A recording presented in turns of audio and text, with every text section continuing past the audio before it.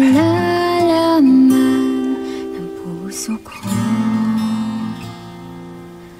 Ngunit ako'y nangangamba na baka mag-iba ang tingin. Masyado ako nagpadala sa takot. Wala naman akong dapat na ikatakot, di ba?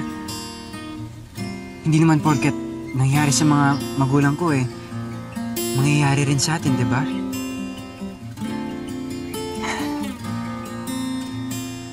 Ash, hindi ako kagaya ng papa ko.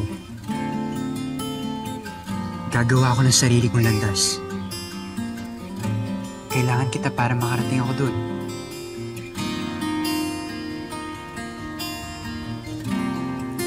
Ito.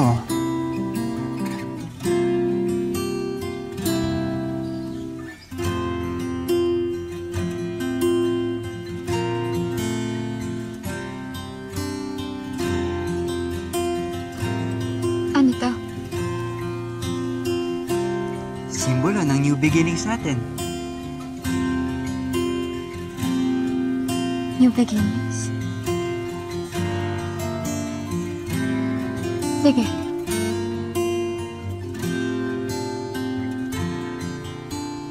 As a friend. Pero yun lang.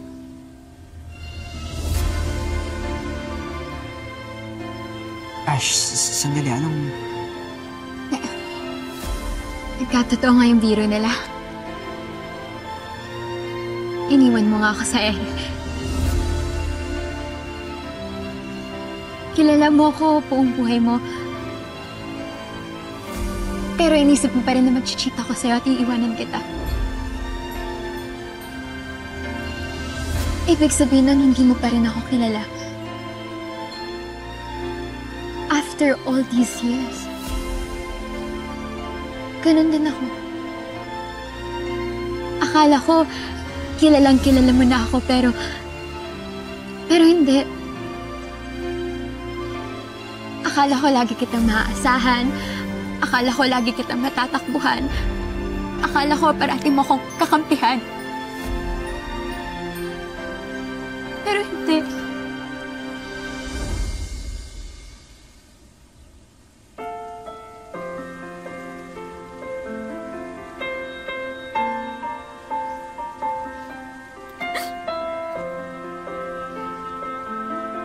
At ngayong okay ka na, ina-expect mo na magiging okay rin ako?